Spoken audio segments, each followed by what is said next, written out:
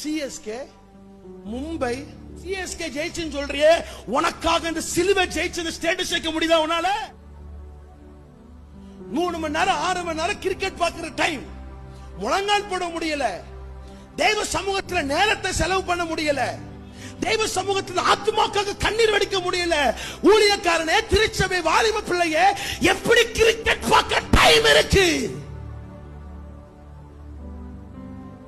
உனக்காக சிலுவையில் ஒருத்தர் ஜெயித்தாரே, அவருக்கு உன்னால ஸ்டேட்டஸ் வைக்க முடியல.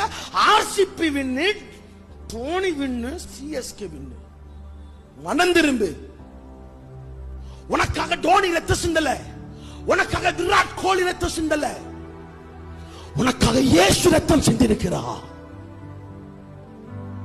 அவரை பிரஸ்தாபப்படுத்து, அவரை உயர்த்து.